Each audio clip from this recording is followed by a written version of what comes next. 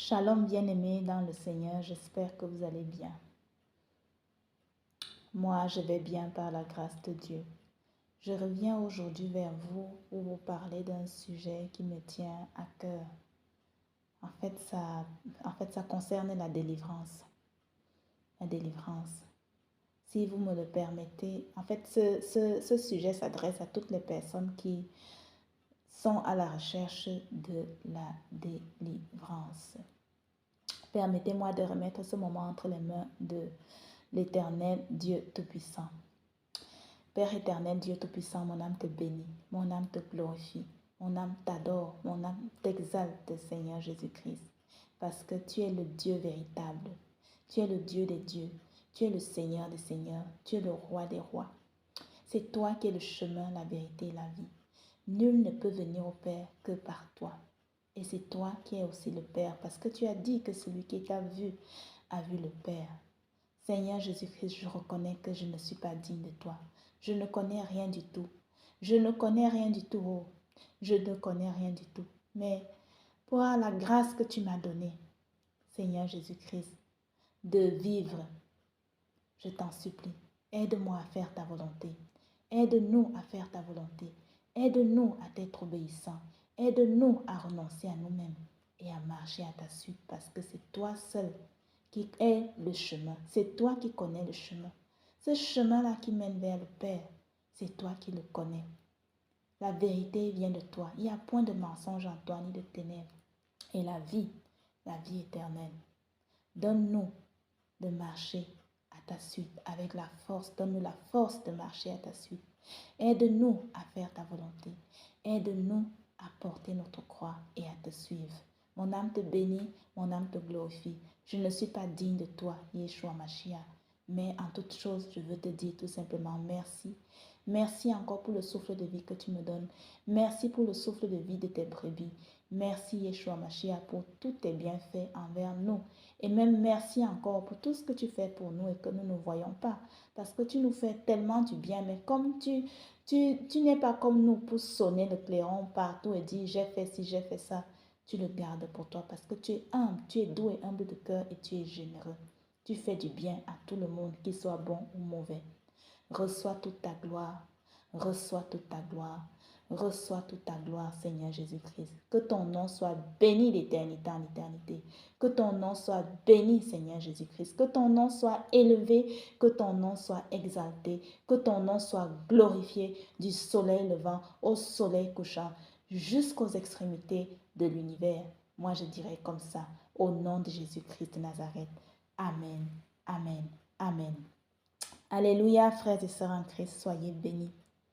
Je reviens aujourd'hui parler un peu de la délivrance. Je voulais d'abord dire que la délivrance, c'est un processus. On n'est pas, la délivrance totale, on la recevra quand le Seigneur Jésus-Christ viendra nous chercher, quand il viendra nous enlever, voilà. C'est là où on aura la délivrance totale. La délivrance des captifs. Toutes les personnes qui sont captives, toutes les âmes captives, voilà, puisque avant de connaître Dieu, nous étions tous dans les ténèbres. Il y en a qui sont encore dans les ténèbres. Il y en a qui sont liés. Liés, je me souviens une fois, j'avais fait un songe où le Seigneur m'avait transporté dans un autre monde. Les gens vivent aussi là-bas. Mais ce que j'ai vu, c'était vraiment horrible. Il y avait quelqu'un qui était couché là, par terre. Il était lié. Je n'ai jamais vu le genre. Même ici en prison, on ne garde pas les prisonniers comme ça. Il avait les mains liées. Il avait les pieds liés. Il était plié en 4 sur sa bouche. Vous voyez un peu ce qu'on met là, où c'est la muselière. Ce qu'on met sur la bouche des chiens, des fauves là, pour que le fauve là, qui ne morde pas les gens. Il était muselé comme ça. Je vous dis que la personne était liée. Je n'ai jamais vu, même ici sur terre, en tout cas dans notre monde visible ici, je n'ai jamais vu. Même dans les prisons, les prisonniers ne sont pas comme ça, ils sont dans une cellule. Et ce qui m'avait frappé, c'est que dans ce monde-là, les gens vivaient comme si de rien n'était. On s'en foutait même de cette personne qui était prisonnière là-bas. Elle était là, je pense, comme un petit animal. Je ne sais pas où c'était leur animal, mais en tout cas, je vous dis, j'étais vraiment frustrée. Le Seigneur m'avait un peu, il m'avait ramené un peu dans le monde de l'ennemi pour me montrer un peu comment, quand on parle de lier, comment est-ce que la personne, comment les gens sont liés, quoi. Alors, quand on ne connaît pas encore le Seigneur Jésus-Christ, si on ne l'a pas confessé comme Seigneur et Sauveur, si on ne s'est pas repenti sincèrement, parce que nous tous nous sommes pécheurs, si on ne s'est pas repenti sincèrement, ma foi, et qu'on l'a accepté, comme je vous ai dit dans les toutes premières vidéos, dans Jean 3,16, car Dieu a tant aimé le monde qu'il a donné son Fils unique afin que quiconque croit en lui ne périsse point, mais qu'il ait la vie éternelle. La vie éternelle, là, nous l'avons dans le Seigneur Jésus-Christ, parce que c'est lui qui est le véritable Dieu et la vie éternelle. Donc, c'est déjà ça le premier pas. D'abord la repentance. Je vous ai parlé de la lecture de la parole de Dieu. La parole de Dieu.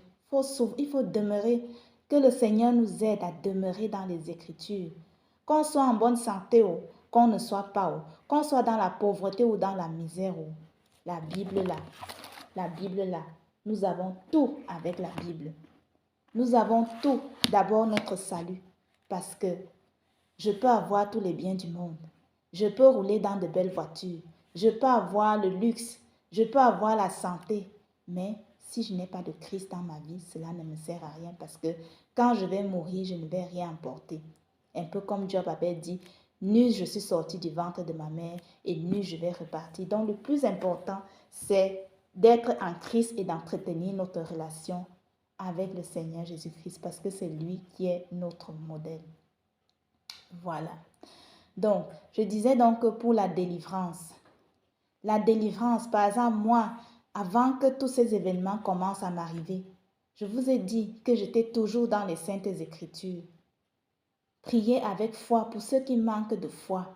Je prie au nom de Jésus-Christ parce que la foi, c'est aussi un don. Je prie au nom de Jésus-Christ afin que toi qui me regardes, qui ne crois pas que Dieu existe, que l'Éternel, Dieu Tout-Puissant, le Dieu vivant, le Dieu qui accorde la foi, le Dieu de toutes bonnes œuvres, qui t'accorde la foi au nom de Jésus-Christ de Nazareth, qui touche ton cœur et qui t'accorde la foi au nom de Jésus-Christ de Nazareth, parce que Dieu existe. Et Dieu aime tous ceux qui ont la foi, c'est-à-dire qui croient qu'il existe, Dieu les aime. Parce que Dieu est vraiment réel, il existe. Et comme il est en nous, il est omniprésent. Il est là, il nous entend. Il est là, il nous voit. Mais il nous faut le chercher de tout notre cœur et avec sincérité. Parce qu'il regarde la sincérité du cœur. Voilà la petite parenthèse. Voilà. Donc, quand j'étais dans les Saintes Écritures, je vous ai dit que le Seigneur avait déjà commencé à faire son travail en moi. En moi. Une fois, je méditais avec une sœur et puis on parlait de Corinthiens, là, on était dans l'épître aux Corinthiens, que quand celui qui s'unit à une prostituée devient un seul corps avec. Et moi, je me souviens qu'à cette époque-là, j'étais dans l'adultère, je trompais mon mari. Parce que les démons voyagent d'un corps à l'autre. Malheureusement, c'est comme ça. C'est pour ça que le péché, les péchés sexuels, là, on peut fuir tous les autres péchés. Je ne dis pas qu'il n'y a pas de petits péchés, hein, mais les péchés d'ordre sexuel, pour moi, c'est les pires. Parce que quand on couche avec quelqu'un qu'on ne connaît pas, quand on commet l'impudicité, quand on commet l'adultère, c'est foutu. Les démons voyagent d'un corps à l'autre. Si l'autre là-bas, je ne sais pas les dieux de sa famille, je ne sais pas les alliances qu'il a tissées, il suffit qu'il y ait ce rapport sexuel-là. Tout ça parce que j'ai voulu me... Tout ça parce que, voilà, je rencontrais des soucis aussi dans ma vie familiale, là, et puis j'avais voulu me venger. J'ai dit, ok, moi aussi, je vais aussi aller dehors.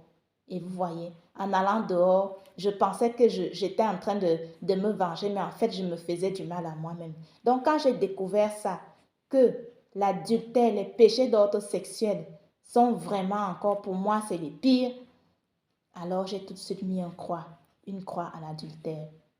Et depuis, même quand j'ai donné ma vie à Christ, la personne a continué à me chercher. Je peux vous dire que c'est quelqu'un qui était nanti. Mais je lui ai carrément dit que j'ai connu le Seigneur Jésus-Christ. Je suis devenue chrétienne et ce genre de choses, je ne le fais plus. C'est terminé comme ça, j'ai changé de vie et j'appartiens à Christ. Et il m'a souhaité bon vent. Voilà. Une autre fois encore, j'avais lu dans la parole de Dieu, dans l'épître de 1 Jean, que celui qui déteste son frère est un meurtrier. Et moi, je me souviens à l'époque, je n'aimais pas mon petit frère. Vous vous imaginez, moi, je suis la première qui a survécu dans ma famille à cause de ce qu'ils ont fait. Mais je détestais mon petit frère qui me suit. Qu'est-ce que j'ai fait? J'ai pris le téléphone. Vous voyez? J'ai pris le téléphone parce que quand je voyais tout ce que je vivais ici, là, que l'ennemi était à mes trousses, il voulait tout me prendre, même les enfants et même mon conjoint. J'ai téléphoné à mon frère en pleurant pour lui demander pardon pour tout le mal que je lui ai fait. Ça a dit, c'est le Seigneur même qui me guidait. Fais comme ça, fais comme ça, fais comme ça. Parce que l'amour de Dieu, Dieu nous dit que si on l'aime, nous devons obéir à ses commandements. Et ces commandements-là ne sont pas un fardeau. Le secret de la délivrance, c'est d'abord un renoncement à soi-même. Revoir, comme certaines personnes disent, tourner sa vie à un angle à combien de degrés? 300, un angle complet, je ne me rappelle plus des mathématiques, mais un angle complet, un angle plein, voilà, c'est 360 degrés. Mais nous, on va tourner peut-être à 390 degrés si ça existe, ou 400 degrés, c'est-à-dire un changement radical. Et dire, maintenant, se faire violence et dire, je veux quoi? Je veux rester dans les ténèbres là-bas, ou alors je veux connaître Dieu. Je veux que mon âme soit sauvée. Je veux la vie éternelle. Je veux marcher dans la lumière. Je veux suivre le Seigneur Jésus-Christ parce que c'est lui qui est la lumière et le salut. Alors, je cherche Dieu de tout mon cœur dans sa parole en la méditant jour et nuit, par les louanges et des actions de grâce, de l'adoration aussi, parce que Dieu n'aime pas le Saint-Esprit. Dieu n'aime pas les gens qui murmurent tout le temps, les gens qui se plaignent tout le temps, les gens qui ne sont jamais satisfaits. Dans Jude, là-bas, vous allez voir, on les traite même de sorciers. Ils sont traités de sorciers. Les gens qui ne sont jamais satisfaits, la soif de posséder, la convoitise, tout cela, ça ne vient pas de Dieu. L'Éternel nous demande d'être humbles et qu'on apprenne à faire avec ce qu'on a. C'est pas parce qu'on voit tel avec telle chose qu'on croit vraiment qu'il est heureux. Je peux avoir tous les biens de ce monde. Peut-être la personne a tous les biens de ce monde. D'ailleurs, est-ce que je connais l'origine de ces biens-là? Un jour, je reviendrai faire une vidéo sur l'amour de l'argent. Donc, lisons la parole de Dieu, méditons-la, appelons le Saint-Esprit pour qu'il nous aide. Seigneur Jésus-Christ, révèle-toi à moi. Seigneur Jésus-Christ, je veux être ton ami. Seigneur Jésus-Christ, je veux te plaire. Seigneur Jésus-Christ, aide-moi à t'être agréable. Qu'est-ce que je dois faire pour t'être agréable? Parce que nous avons tous été créés pour Christ. C'est lui qui a créé toutes choses. Lui seul. Si je vis comme je vis aujourd'hui, là, c'est grâce à lui. Si je mange, c'est aussi grâce à lui. Donc, en toute chose, je dois lui dire merci. Merci même dans les épreuves difficiles parce qu'on ne sait jamais pourquoi telle chose arrive. Tout le temps, par exemple, les gens du monde rendent responsable Dieu de tous les malheurs qui arrivent. Alors que souvent, nous-mêmes, nous sommes responsables. nous sommes responsables de ce qui nous arrive, soit par notre conduite, parce qu'on pense toujours que tout ce qu'on fait est bien. Nous ne connaissons rien du tout. En tout cas, moi, je ne connais rien du tout. Rien du tout, oh. Rien du tout. Je ne suis rien du tout. Je ne connais rien du tout. Et ma prière, c'est que le Seigneur m'aide, qu'il me guide, qu'il m'enseigne, qu'il me guide, qu'il me révèle ce qui ne vient pas de lui en moi, qu'il m'aide à lui être agréable, qu'il m'aide à haïr le monde, qu'il m'aide à haïr le monde, qu'il m'aide à haïr le monde, parce que l'amour du monde est inimitié contre Dieu. Vous vous imaginez, le grand Dieu, l'éternel Dieu de gloire, le Dieu de gloire, sa gloire n'est pas de ce monde. Ici, là, dans ce monde, c'est l'ombre des choses à venir. Il s'est dépouillé lui-même de tout. Il est écrit dans Ésaïe là-bas que son aspect n'avait rien pour nous plaire. Cela ne veut dire pas que nous devons nous habiller en haillons ou je ne sais pas quoi. Hein? Là où je suis là, est-ce que je suis habillée en haillons? Je ne suis pas habillée en haillons, mais le Seigneur nous demande de renoncer à tout. Voilà, c'était une parenthèse. Maintenant, je vais revenir par rapport à la délivrance. J'ai dit la repentance, c'est clé, c'est capital. Que le Seigneur, pour ceux qui ne se rappellent plus de leurs péchés, Saint-Esprit est là pour nous guider. Saint-Esprit, aide-moi. Saint-Esprit, conduis-moi dans la repentance. Saint-Esprit, je te demande pardon pour tout le mal que j'ai fait. Depuis que j'ai été conçue dans le ventre de ma maman jusqu'à aujourd'hui, je te demande pardon. Saint-Esprit, Saint-Esprit, je te demande pardon. Nous péchons de plusieurs manières, même par les pensées. Le regard. Je peux regarder quelqu'un et détester la personne, mais je n'ai rien dit. Et maudire la personne avec le regard. Je peux, tout ce qui sort de notre bouche, tout ce qu'on entend, rester avec des gens qui font tout le temps les commérages, les critiques, les murmures, les insultes, les râleurs. Tout cela attriste le cœur de Dieu. Moi, je ne suis pas parfaite, oh. Je vous dis bien, moi, je ne connais rien du tout. Et j'ai encore un chemin à parcourir parce que pour aller au ciel, c'est comme ça. Pour aller au ciel, c'est comme ça. Je n'ai pas encore été, mais si je prends l'exemple quand je m'en vais prendre l'avion, les gens de contrôle qu'on nous fait à l'aéroport, jusqu'à on doit même se déchausser, on passe par le scanner, on nous check partout. S'il y a quelque chose qui ne joue pas, on ne peut pas prendre l'avion. Ici, là, sur Terre, on nous fait ça. On loupe même le vol. Combien de fois pour aller au ciel? Combien de fois pour aller au ciel? Demeurons dans la parole de Dieu, demeurons dans les saintes écritures. C'est en demeurant dans la parole de Dieu, en la mettant en pratique, que le reste vient. La parole de Dieu, elle est esprit et elle est vie. Dieu est esprit. Quand je prends ma Bible, je la lis au nom de Jésus-Christ de Nazareth et je demande au Saint-Esprit de m'aider à comprendre les saintes écritures, qu'il nous aide, parce que de nous-mêmes, nous ne connaissons rien du tout. Il est là pour nous aider. S'il voit qu'on le demande avec sincérité, il va nous aider. Alors, voilà un peu au sujet de ma repentance. Et ensuite, en fait, j'avais fait la repentance comme ça et même jusqu'à présent, je continue à faire la repentance parce qu'il y a les restitutions encore. Un jour, je viendrai aussi parler des restitutions. Que le Seigneur nous aide. Que le Seigneur nous aide tous. Que le Seigneur nous aide tous. Que le Seigneur nous aide tous parce qu'il n'a pas de chouchou. Avec le Seigneur, il n'y a pas d'à peu près ou c'est ça ou ce n'est pas ça. Donc, je jeûnais un jour par semaine. Je jeûnais un jour. J'avais l'habitude de jeûner un jour par semaine pour ceux qui veulent la délivrance. L'Éternel a dit dans un certain passage de la Bible que ce genre-là ne sort que par le jeûne et par la prière. Parce que c'est quand l'esprit, quand le corps est faible, en demeurant dans la présence de Dieu, que toutes ces choses-là vont se manifester, elles vont sortir. Parce qu'elles ne vont plus supporter le feu de Dieu, la présence de Dieu, elles vont s'en aller. Donc, du coup, il y a une amie, une connaissance qui m'avait trouvé un homme de Dieu. Et c'est comme ça que l'homme de Dieu m'avait dit, tu vas passer un jour sans manger. Mais en fait, je n'avais même pas fait un jour parce que, en fait, le temps de mon vol, en fait, de toute façon, je ne mangeais même plus vu que j'étais persécutée ici. J'étais persécutée. Il y avait des bruits. Enfin, je ne vais pas revenir en arrière, mais nous étions vraiment persécutés. Donc, du coup, l'envie de manger était partie. Donc, le jeûne là même qui m'avait demandé de faire, ma foi, pendant que les gens mangeaient dans l'avion, moi je ne mangeais pas, je ne buvais pas.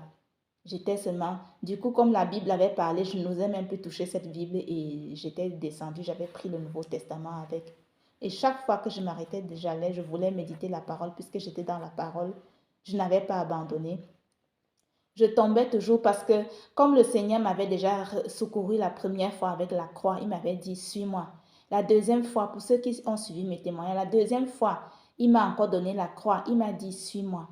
Donc, du coup, je demandais souvent au Seigneur, mais cette croix que tu m'as donnée là même, pourquoi tu m'as donné la croix? Pourquoi tu m'as donné la croix? Pourquoi tu m'as donné la croix? Et du coup, je revenais toujours dans ce passage dans Matthieu là, Matthieu 16, 24 à 26. Je vais lire la parole au nom puissant de Jésus-Christ qui dit, je lis la parole au nom puissant de Jésus-Christ de Nazareth. Alors Jésus dit à ses disciples, si quelqu'un veut être mon disciple, qu'il renonce à lui-même, qu'il se charge de sa croix et qu'il me suive. En effet, Celui qui voudra sauver sa vie la perdra, mais celui qui la perdra à cause de moi la retrouvera. Que servira-t-il à un homme de gagner le monde entier s'il perd son âme?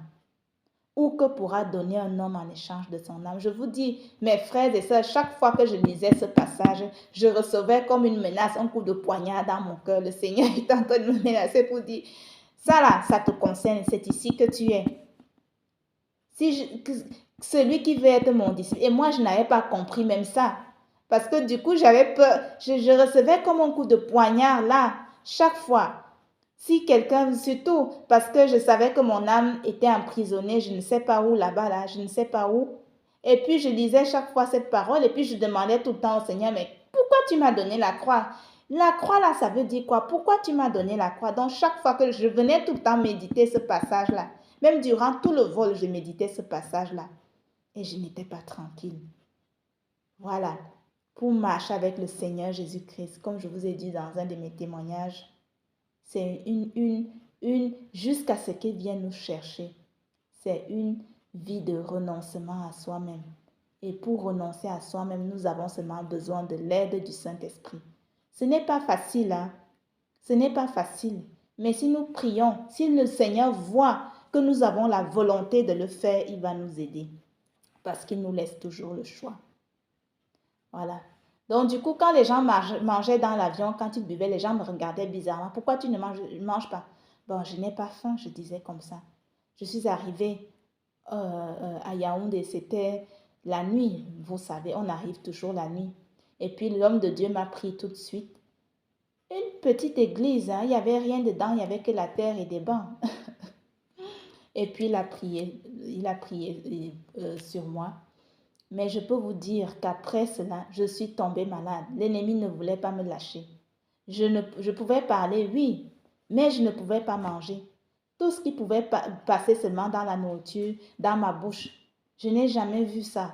Je ne pouvais pas manger et tout ce qui pouvait passer, ce n'était que le jus de pastèque. Parce que comme c'était la saison des pastèques, j'étais descendue, c'était au mois de janvier. Mes soucis avaient commencé en novembre, octobre, novembre, décembre, janvier. Vous vous imaginez 3 mois ce que j'avais vécu. Donc, je suis arrivée là-bas et puis c'était la saison des pastèques. Donc, du coup, ce que je pouvais seulement manger, je mâchais en fait la pastèque et ce n'est que le jus qui pouvait passer parce que l'ennemi avait décidé de finir avec moi. Et vraiment, le Seigneur a permis que j'aille là-bas parce que je suis arrivée dans une maison de prière. Dans une maison de prière. Je n'ai jamais vu des gens humbles comme ça. Des gens humbles comme ça. C'est l'homme de Dieu lui-même qui me faisait à manger. On prenait soin de moi, j'étais aux petits soins. Et ce que j'avais remarqué, c'est qu'ils avaient l'habitude de se lever avant le lever du jour. Tous les 5 heures du matin, on n'avait pas besoin qu'on aille frapper aux portes. Levez-vous pour venir prier. Ils se réunissaient tous au salon ensemble pour prier, à genoux, pour prier avant le lever du jour. Avant qu'on ne mange, tout était sanctifié. Je n'ai jamais vu ça. Que même l'eau qu'on buvait était sanctifiée. Donc, en fait, le Seigneur m'a amené là-bas pour m'enseigner encore, pour m'enseigner l'humilité et comment je dois mener aussi une vie de prière, comment je dois demeurer dans sa présence. Je n'ai jamais vu des gens aussi humbles, aussi humbles. Et puis quand j'entendais l'homme de Dieu témoigner, il disait comment lui-même, parfois, à 3 heures du matin, il était debout à genoux devant la face du Seigneur. Donc, j'avais fait une semaine là-bas et puis j'allais quand même à la messe du coup. J'allais au culte et puis je pouvais quand même aller au culte. Bon, le culte c'était seulement un dimanche, hein, vu que je suis partie. Je pense que c'était un samedi. Un samedi, donc je n'avais qu'une semaine. Heureusement que l'homme de Dieu avait prié pour moi tout de suite quand je suis arrivée parce que tout le long de mon séjour, j'étais malade, quoi. Mais seulement quand on priait, je priais aussi. Comme ils étaient instantanément dans la prière et puis c'était jeûne et prière. Je n'ai jamais vu les gens qui cherchent Dieu comme ça. Jeûne et prière, jeûne et prière. Et puis quand le moment de mon retour est arrivé, je suis rentrée. Et puis quand je suis revenue ici, les gens n'arrêtaient pas de me dire, Tu es maigre, mais qu'est-ce que tu as changé comme ça? Tu es maigre, tu es maigre. Pour toutes les personnes, ma soeur, mon frère, quelqu'un te voit et commence à te critiquer, à te juger comment tu es. Moi, je leur répondais, ma consolation, c'était le Seigneur Jésus-Christ. Je leur disais, le Seigneur Jésus-Christ même comme ça. Le Seigneur Jésus-Christ même comme ça. Le Seigneur Jésus-Christ même comme ça. Il m'aime tel que je suis, il m'aime comme ça. Et quand je leur disais cela, ils fermaient la bouche. Voilà. Donc, et après, mes problèmes n'étaient pas finis. Parce que du coup, l'ennemi revient à la charge. Mais Dieu m'a fait grâce. Il m'a donné son Saint-Esprit. Le Saint-Esprit m'a visité. Et ensuite, il m'a mis dans son feu dévorant. Et c'est comme ça que ça a commencé. Une histoire d'amour entre moi et le Saint-Esprit. Parce que toutes les nuits, j'étais visitée. Quand j'allais au lit, il me mettait dans son manteau de feu dévorant. Et c'est comme ça qu'il était là pour me soigner. Pour me soigner. Tantôt, il venait, il raclait une jambe comme ça. Je sentais comment ses mains étaient... Enfin, je sentais comment il me raclait la jambe. Parfois, c'était toutes les deux jambes. Pour ceux qui se souviennent à l'église, je m'étais plaint que j'avais des jambes lourdes. Parce que moi, souvent, quand je tombe malade, c'est grave. Je frôle même la mort. Du coup, je dois même réapprendre à marcher. J'avais des jambes lourdes et quand je pleurais à l'église, les gens n'ont même pas dit. Les gens avaient même peur de moi, ils me regardaient comme une extraterrestre. Et puis, il y a un frère qui a eu l'amabilité de me dire, le mari d'Angélique, qui m'a dit, continue seulement à prier, ça va passer. Donc, toutes les nuits, il me visitait et il me guérissait. Et le matin, je peux vous dire que je devais changer la literie tous les jours. L'eau qui sortait de mon corps, je devais changer la literie tous les matins. Ça a duré ainsi. Et quand je me souviens que depuis, je sentais toujours le froid sous les pieds, comme si j'avais des morceaux de glace, de glaçons sous les pieds, et puis dans la colonne vertébrale. Tout ça est parti. Dieu, quand il fait quelque chose, il fait à la perfection, et quand il commence quelque chose, il l'achève toujours parce qu'il est parfait. Donc, voilà un peu. Et puis, aussi, il y avait une louange que j'avais l'habitude d'écouter. À toi la gloire, ô ressuscité. Donc, le Seigneur s'est d'abord révélé à moi sous forme de Dieu vivant, Dieu tout-puissant. Et c'est par la suite qu'il s'est révélé à moi sous forme de Dieu merveilleux. Donc, comme j'étais tellement traumatisée avec tout ce que je vivais ici, là, je n'osais même plus mettre cette louange pour l'écouter. Je n'osais plus la mettre. Et puis un jour, comme ça, je suis allée dans ma chambre et puis je me suis mise à genoux pour prier. J'ai choisi une autre louange, mais le Saint-Esprit, le Seigneur lui-même, il a changé la louange. Il a mis à toi la gloire, ô ressuscité. Je dis, bon, ok, comme tu veux donc que je chante, je loue avec cette louange, je vais te louer avec cette louange. Et c'est comme ça que j'avais refait la paix avec cette louange-là. À toi la gloire, ô ressuscité. Vous vous imaginez? Aïe, aïe, aïe. Mais ce qui est aussi merveilleux dans tout ça, c'est que quand je vivais tous ces phénomènes-là, je disais à mon fils ici, là, tu as vu comment Dieu est tout-puissant. Regarde la puissance. Tu as vu comment Dieu il est tout-puissant. Dieu, il est là, il existe vraiment. C'est ce que je disais à mon fils à l'époque. Sans savoir que l'ennemi allait venir pour finir avec moi. Donc, c'est comme ça qu'il a aussi guéri mes peurs, parce que quand je suis revenue, j'avais peur de dormir dans le noir. Et c'est comme ça que, comme il avait mis sa couverture, son manteau de feu dévorant sur moi, et qu'il me visitait toutes les nuits, c'est comme ça que je n'ai plus eu peur du noir jusqu'à aujourd'hui. Parce que du coup, j'avais même peur du noir. Voilà.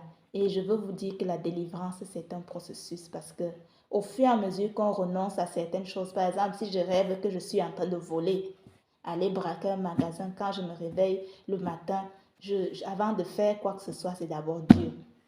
Je vais d'abord dans sa présence. D'abord lui. Et je l'adore, je le loue. Ensuite, je demande pardon pour mes péchés. Et ensuite, je lui demande de m'excuser. Je lui confie ma vie spirituelle. Proverbe 3, 25 dit, confie-toi à l'Éternel de tout ton cœur. Ne t'appuie pas sur ta propre intelligence. Parce que moi, le monde spirituel, je ne connais pas. Je suis un homme qui vit, je suis une femme qui vit dans un monde visible. Dieu, il est esprit, lui, il connaît tout. Donc moi, je lui confie souvent mes rêves. Si je rêve, par exemple, que je suis en train d'aller braquer une banque, Je vais franchement me repentir par rapport à cela et je vais lui dire que je renonce à aller voler une banque. Tu ne m'as pas créé, Père céleste, pour aller voler des banques. Tu ne m'as pas créé. Les voleurs n'hériteront pas de ton royaume. Je renonce à voler. Je proclame cela de ma bouche. Comme ça, le monde spirituel aussi qui est là a entendu. Parce que je ne veux pas faire partie de leur camp maintenant que je suis dans la lumière au nom de Jésus-Christ de Nazareth. Et je prie pour détruire et briser, annuler ce rêve et j'annule les conséquences également de ce rêve dans tous les domaines de ma vie au nom de Jésus-Christ de Nazareth. Voilà, la délivrance, c'est un processus. C'est au fur et à mesure qu'on renonce à soi-même et au fur et à mesure que le Seigneur voit que nous faisons des efforts qui nous aident aussi.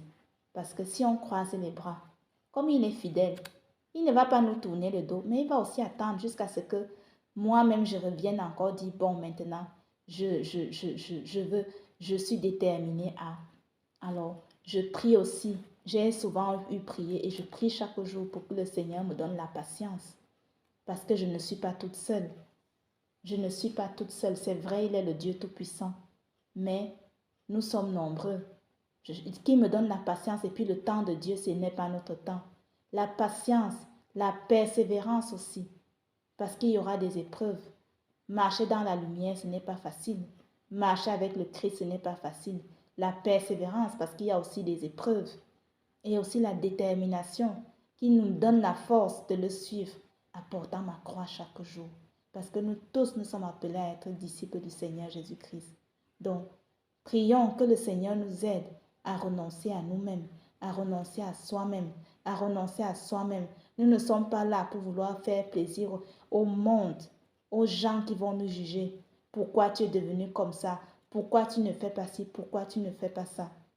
Quand je serai quand je vais mourir, je serai toute seule devant mon Créateur pour mon jugement. Il n'y aura ni mon père, ni ma mère, ni même l'homme avec qui je vis, mon conjoint, ni mes enfants. N'en parlons plus des gens du dehors. Le plus important, c'est l'obéissance, la soumission, l'obéissance. Que le Seigneur nous aide à mettre sa parole en pratique. Le Seigneur Jésus-Christ est merveilleux et il nous aime tels que nous sommes. Et dernièrement encore, je reviendrai parler de ça. Le dépouillement que vous voyez là, mes frères, mon frère, ma soeur, m'a encore dit que le dépouillement là est obligatoire. Obligatoire. Dieu ne rigole pas avec le dépouillement. La sanctification. Sanctifions nos cœurs aussi. Parce que sans l'amour, on ne peut pas être agréable à Dieu. Moi, je prie en tout cas chaque jour pour qu'il me donne l'amour. Parce que seul l'amour de Dieu est parfait. Je ne suis qu'un être humain. Et nous savons comment nos cœurs sont. Alors soyez bénis, soyons bénis. Que le Seigneur Jésus-Christ nous aide à laver nos robes, qu'il nous aide, qu'il nous guide, que le Saint-Esprit nous guide, qu'il nous révèle ce qui est caché, ce qui est encore en nous et qui appartient à l'ennemi.